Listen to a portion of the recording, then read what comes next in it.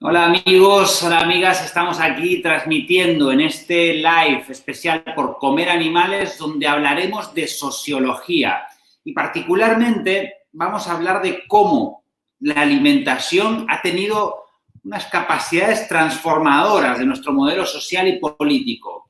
Quien lo hará es Mateo Córdoba, un sociólogo, compañero de nuestra fundación. Por eso el día de hoy no será una entrevista, sino una ponencia. Porque tal y como les comenté con Adrià Voltas, es un poco raro andar entrevistándonos entre nosotros. Entonces, Mateo sí nos va a ofrecer su conocimiento desde el punto de vista de la sociología y dentro de un minuto ya le voy a dar entrada. Además, hay una particularidad y es que Mateo es la persona con la que estoy pasando este confinamiento, así que no va a entrar una pantalla nueva, sino que simplemente vamos a mover la computadora, el ordenador para que comience a hablarnos. Un punto importante a destacar es que estos lives tienen sentido si hay mucha gente conectada. Entonces, les pido si pueden ir reenviando esto por WhatsApp, por Telegram, si pueden hacer retweets, si es que están en Twitter, si pueden hacer compartir, si es que están en Facebook, para que más gente nos esté viendo, para que más gente esté conectada a la vez viendo esta transmisión en directo que estamos haciendo de la campaña por Comer Animales. Esta campaña, como ustedes saben, tiene muchos elementos. Están los monográficos, que son aquellos informes que hacemos pandemia por pandemia, y luego están las presentaciones live, estas emisiones live. La mayoría de ellas son entrevistas, pero hay 3 de ellas que van a estar dadas por compañeros de nuestra organización. Entonces, bueno, vamos a hablar el día de hoy con uno de estos compañeros. Como les decía, es Mateo Córdoba, es sociólogo. Y muy importante para el día de hoy, que esta charla nos va a permitir entender que generar un cambio alimentario global en nuestro planeta puede generar cambios de mayor profundidad todavía que simplemente decidir qué nos metemos en la boca o qué ponemos arriba de nuestro plato. Vamos a ver eso con Mateo el día de hoy. Mateo, ¿cómo estás? ¿Qué tal? ¿Cómo estás? Un saludo a todos los que nos están viendo, a los compas de Colombia que también se conectan. Y bueno, pues pasando este confinamiento, como decía Leo, justo coincidimos los dos en esta situación un poco compleja, pero bueno, en la campaña que estamos adelantando de Por Comer Animales, lo que intentamos un poco es explicar el fondo político, el fondo económico y el fondo, si se quiere, ético de lo que está detrás de estas crisis generalmente. Y uno de esos fondos tiene que ver con la historia, porque estas crisis no se explican por sí solas.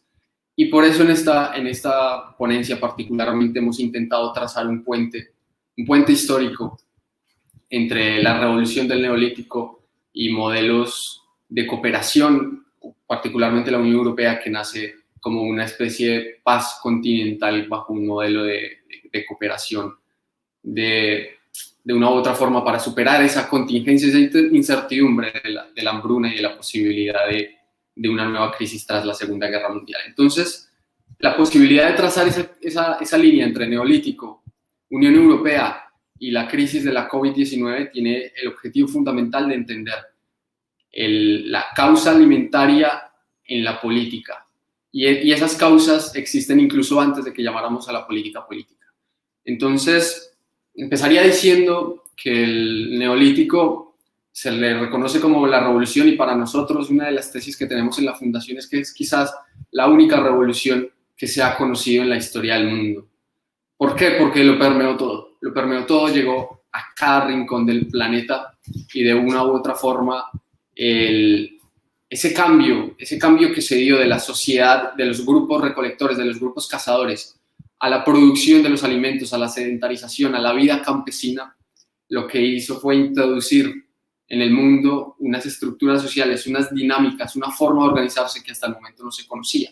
Y el concepto de revolución ahí es clave, porque siempre la hemos entendido como un cambio radical en el transcurrir histórico de las sociedades. Se ha hablado siempre de la Revolución Francesa, de la Revolución Industrial, recientemente Revolución Cubana, en fin, siempre planteando un cambio radical en las estructuras sociales. Sin embargo, si fuéramos consecuentes con ese concepto de la revolución como aquello que lo cambia todo, quizá podríamos encontrarnos que el Neolítico fue quizás aún la única revolución que ha habido en el mundo. Y entonces allí hay que entender que el neolítico como revolución llega a partir de lo que nosotros llamaríamos un cambio en el biotopo, es decir, una crisis climática en aquel momento, pues termina lo que se conoce en la historia como el último periodo glacial hace 15.000 años, y el biotopo, es decir, lugares geográficos con condiciones ambientales concretas, se transforma. Y la transformación del medio implica que lo que era el resguardo, el hogar, el alimento para muchas personas, para muchos grupos del Homo sapiens en aquel momento, deja de serlo. Y allí podríamos encontrar incluso lo que serían las grandes y las primeras migraciones climáticas de la historia. Entonces, el cambio y la transformación de ese medio particularmente se ha referenciado como poco a poco en el noreste africano el desierto y la sequía empieza a ganar terreno sobre las selvas y las estepas, sobre las cuales pues, el Homo sapiens perseguía su alimento y recolectaba su alimento.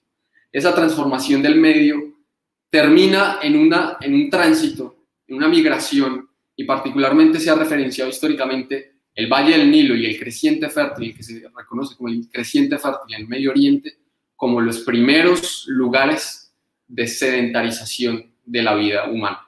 Es decir, que con un transcurrir de varios siglos, el cambio de las condiciones ambientales en el planeta hizo que el alimento tuviera que pensarse, de parte de los grupos humanos, tuviera que pensarse con base en la estacionalidad, con base en esa especie de incertidumbre climática que se desata hace más o menos 15.000 años. Y entonces el Homo sapiens se encuentra de frente con que tiene que permanecer en riberas de los ríos que aparecen y desaparecen según las precipitaciones, y allí empieza a convivir con ciertas especies más allá de la lógica de la caza. Entonces, hace 12.000 años, que se referencia históricamente como el proceso del Neolítico, la revolución del Neolítico, en últimas, la razón fundamental para la sedentarización de la vida, y aún hay debates sobre qué fue primero, si la sedentarización o la agricultura, si la sedentarización o la domesticación de los animales. Es una discusión que seguramente aún tiene mucha tela para cortar, pero lo fundamental es que en ese proceso de sedentarización empieza un razonamiento distinto y que cambiaría la historia del ser humano para siempre, y es la posibilidad de dejar de correr detrás del alimento para producirlo. Y el producir el alimento implica, por un lado, la domesticación de las plantas que crecían particularmente en el Valle del Nilo. Se ha hablado mucho sobre cómo ese ir y venir del río según la estacionalidad traía abonos orgánicos y plantas empezaban a crecer en ese Valle del Nilo y en el creciente fértil, y poco a poco, con el transcurrir de varios siglos, el Homo sapiens se empieza a dar cuenta que puede consumirla, que puede permanecer en el sitio como posibilidad de controlar la incertidumbre del clima, y aún unos siglos después incluso empiezan los procesos de domesticación de animales. Y allí hay que entender, por un lado, que el Neolítico no fue solo uno, que cuando hablamos de la revolución neolítica es una referencia histórica, pero que el Neolítico fue fueron muchos neolíticos en muchas partes del mundo, en un planeta en el que para hace 12.000 años habitaban 6 millones de personas. Y por otro lado, hay que entender que el Neolítico es el tránsito hacia una nueva vida radicalmente distinta, en donde a partir de la forma en que se producía el alimento se empiezan a brotar y empiezan a construirse nuevas estructuras y relaciones sociales.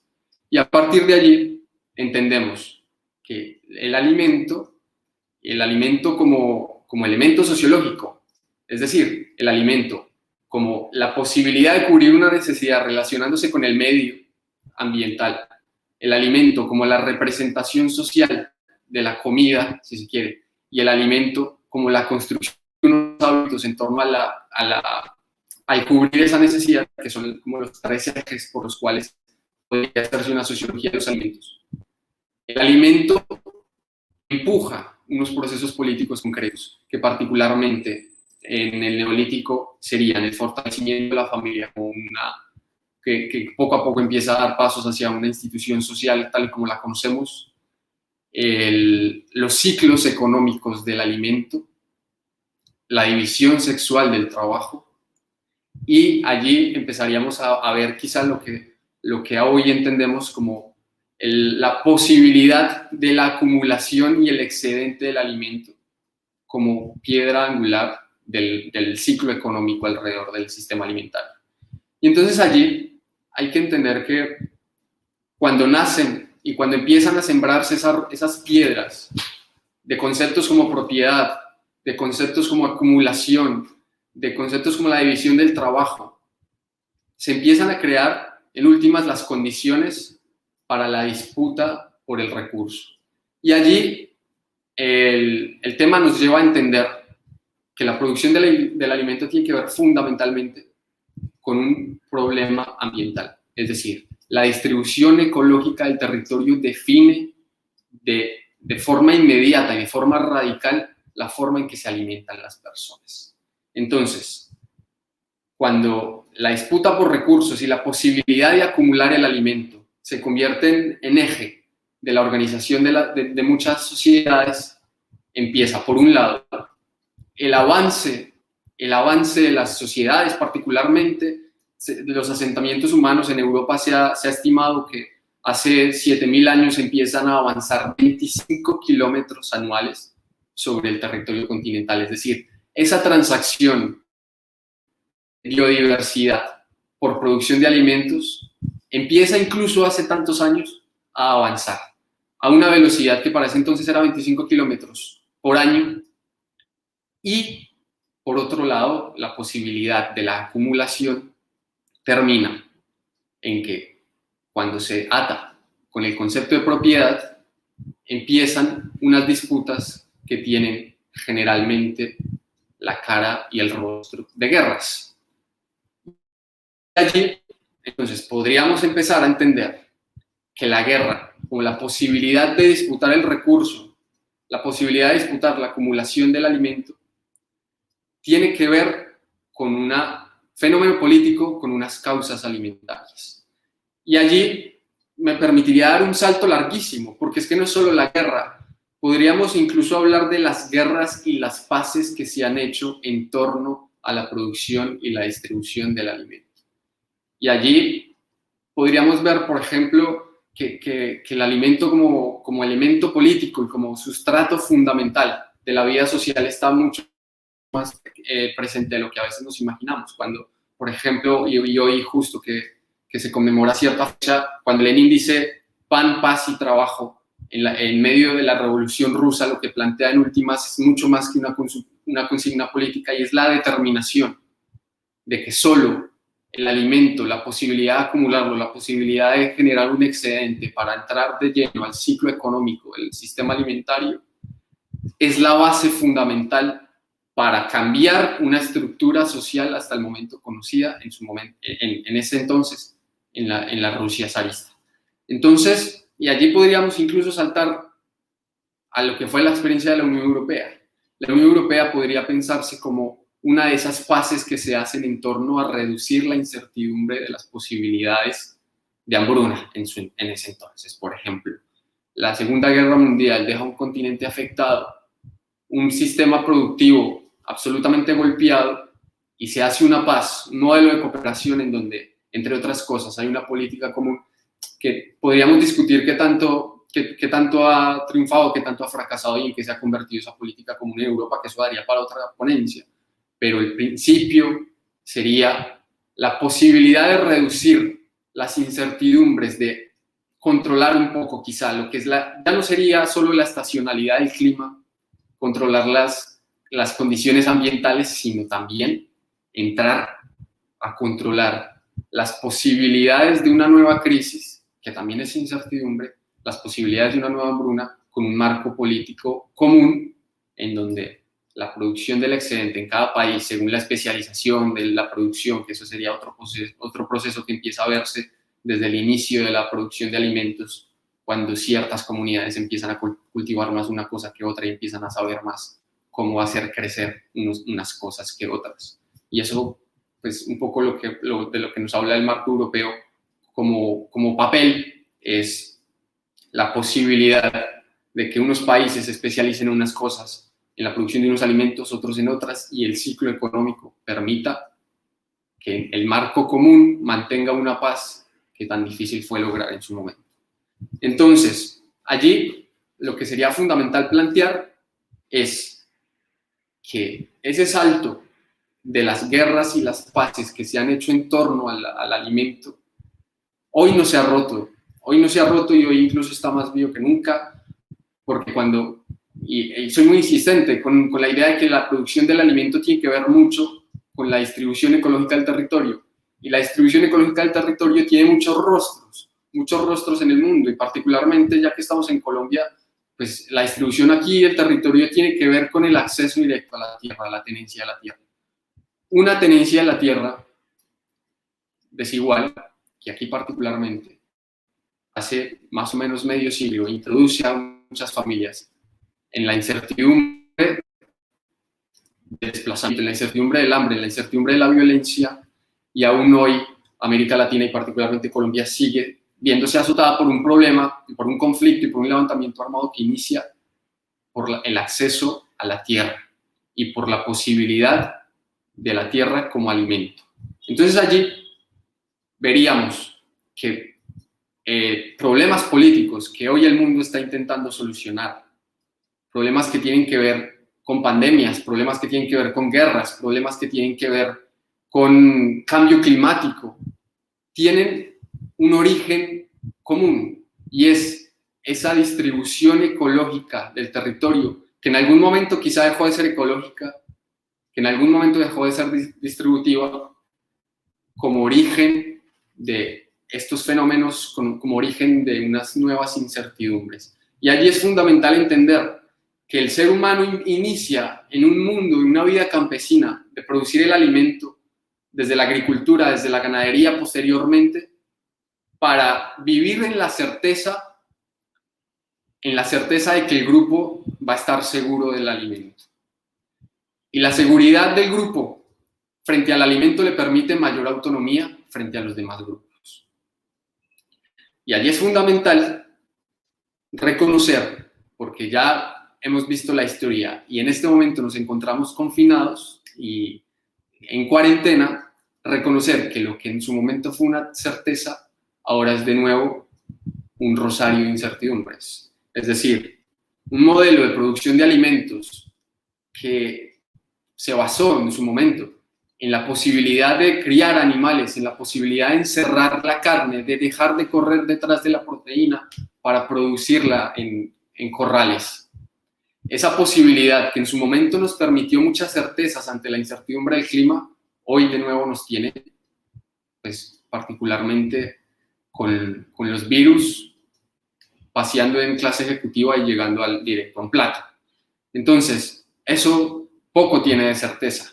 Poco tiene de certeza hoy, y el mundo que va a conocer la gente después de esta cuarentena es un mundo de incertidumbre, y es un mundo de incertidumbre que muchas familias y muchas comunidades llevan conociendo durante décadas. Y es la posibilidad de que la forma en que se produce el alimento produzca enfermedades, produzca colapsos, produzca guerras, que por supuesto siempre sufren más cruentamente los pobres y las mujeres y los niños y los ancianos.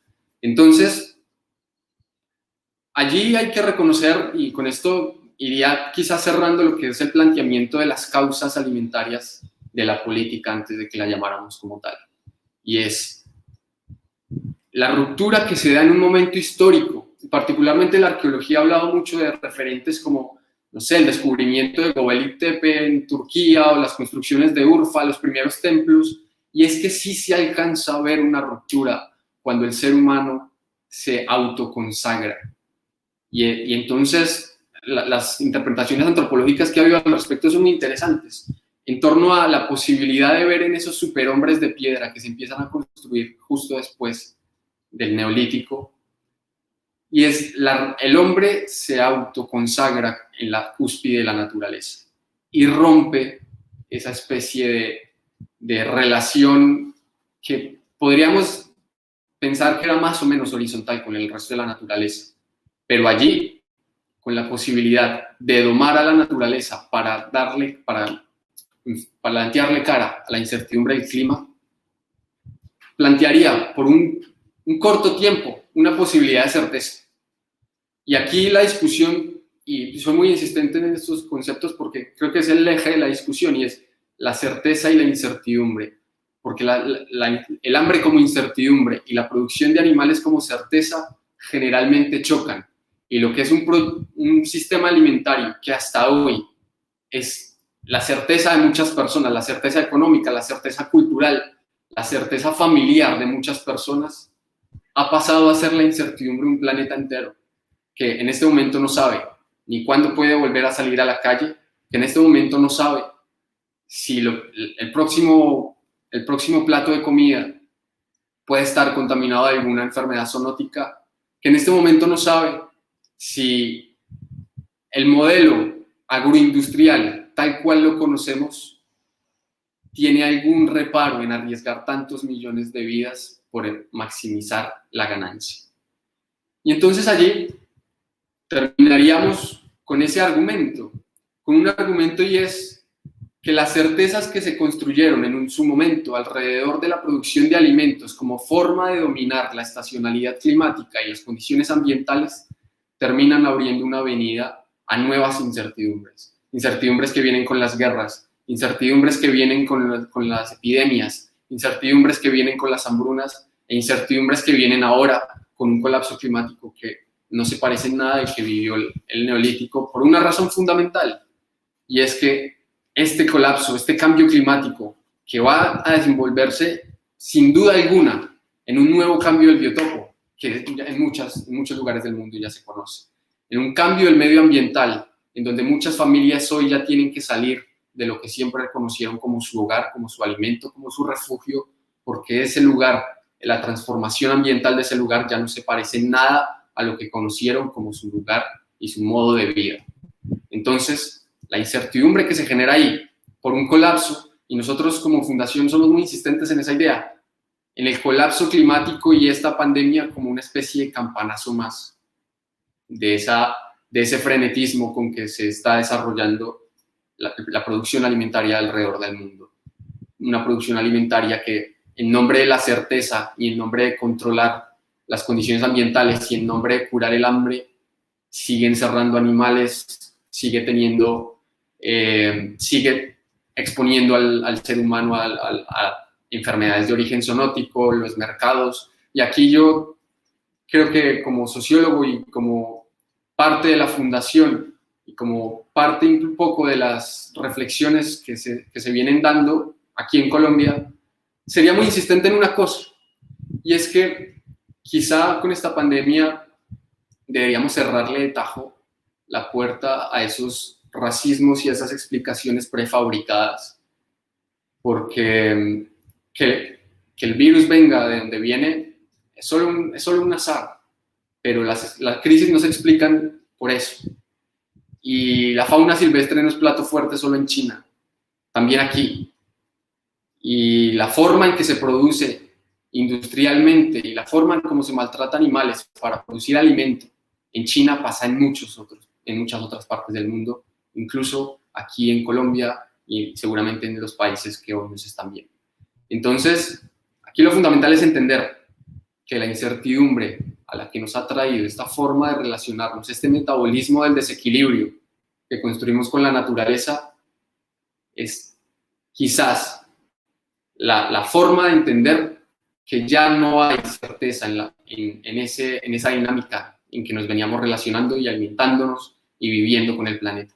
Esa certeza se rompió una vez más, y allí lo fundamental es, los gobiernos siempre están muy interesados en mantenerla, cómo mantener la democracia, cómo blindarla en las crisis, cómo mantener la paz. Pues aquí ya lo hemos leído mucho por estos días. La diferencia entre la guerra y la paz, entre la civilización y la barbarie, son 2 días de ayuno. Y esa diferencia, particularmente, seguirá siendo la misma. Y si no cambian las cosas, y si la producción, si el sistema alimentario sigue siendo el que conocemos, y si nos sigue abocando a esta cascada de crisis y a esta cascada de incertidumbres, pues lo más probable es que como causa, como fenómeno político, sigamos viviendo la crisis a partir de sus causas alimentarias. Yo por ahora dejaría ahí, no sé si haya algunas preguntas. Hay algunas. Luis Mateo, muchas gracias. Nos preguntan, ¿por qué siempre se ha relacionado tanto el tener animales de ganado con la riqueza y el poderío político? Eso tiene que ver mucho con una consolidación de un sentido común en torno a un consenso del desarrollo. Y ese consenso del desarrollo evidentemente tiene muchas caras alrededor del mundo, pero particularmente en las sociedades que han sido reprimarizadas en esa especie de repartición internacional del trabajo, en donde hay unas economías industriales y unas economías primarias, pues lo que se conoce es que el bienestar económico, el desarrollo económico, la garantía y la certeza de bienestar viene solo en la acumulación de tierra por un lado, y generalmente en países como Colombia la ocupación de tierra tiene que ver directamente con la posibilidad de acumular animales allí. Entonces, ¿por qué? Porque de una u otra forma el desarrollo como consenso mundial, si se quiere, lo que termina construyendo, y esto se ha hablado mucho en la sociología contemporánea, y termina construyendo del ser humano y de las personas su propia empresa. Y tú tienes que ser el administrador de tu propia empresa, y particularmente en países con economías reprimarizadas, como decía, pues la forma, esa empresa es la acumulación de tierra y es la posibilidad de tener más animales y la certeza un poco de que en cualquier momento hay un excedente con el cual el grupo va a sobrevivir. El problema es que, como lo decía, esa transacción de certezas por biodiversidad nos trajo a una nueva cascada de incertidumbres. Y Mateo, ahora ya esto es pregunta mía. Estos días hablábamos en otras entrevistas y ponencias de algunos asuntos que tenían que ver con la alimentación también, quizás no analizando desde el problema sociológico, desde la visión sociológica, pero sí desde otros puntos de vista. Y parece ser que prácticamente todas las decisiones importantes o trascendentales que ha tomado el ser humano han tenido que ver con la alimentación. Por ejemplo, el hecho de que ya no tuviéramos relaciones solamente intrafamiliares en el Neolítico, incluso previamente, sino transfamiliares, tenían que ver con la casa en conjunto, con la cacería en grupo, tenían la diferenciación, digamos, entre hombres y mujeres también comienza a acrecentarse con esas relaciones transfamiliares que se daban a posteriori. Mi pregunta es, actualmente, en la situación actual, ¿sería realmente la revolución más profunda que podemos llegar a generar? ¿Es una revolución donde no asociemos solamente los alimentos a unos productos más, como consumir una silla o como consumir un teléfono móvil, sino realmente la base de la estructura de nuestra sociedad? Sí, sin duda alguna, y sobre todo porque la sociedad la que conocemos y el metabolismo del desequilibrio que hoy conocemos también tiene como base un sistema concreto de producción alimentaria. Y no habrá remedio si no se prefigura un nuevo sistema de producción alimentaria. Y entonces allí es fundamental, quizá no sacar y convertir como la producción alimentaria en una especie de universo autónomo de las relaciones sociales, sino construir a partir de unas nuevas relaciones sociales un nuevo sistema alimentario que distribuya de una forma igualitaria, por ejemplo, el trabajo, un modelo alimentario que, por supuesto, piense una nueva forma de relacionarse con la vida no humana, con los animales, con la naturaleza, un modelo alimentario que deje de renunciar a la biodiversidad por la certeza de la maximización de la ganancia.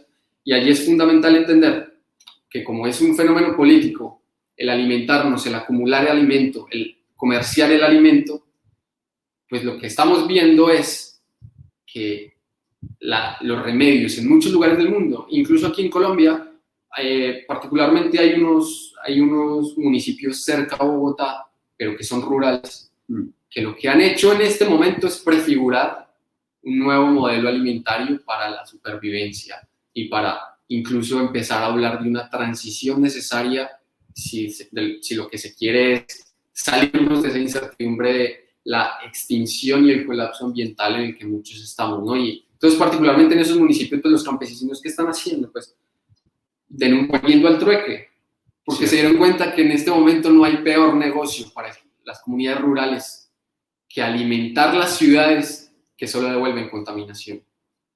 Es el peor negocio del mundo. Es el peor negocio del mundo. Y hoy muchos campesinos cerca a Bogotá ya lo decidieron. Antes de seguir mandando alimentos para que Bogotá esté abastecida en medio de la cuarentena, vamos a intercambiar nosotros. Porque a mí me sobra una panela, a usted le sobra un poquito de arroz, a usted le sobra 3 tomates.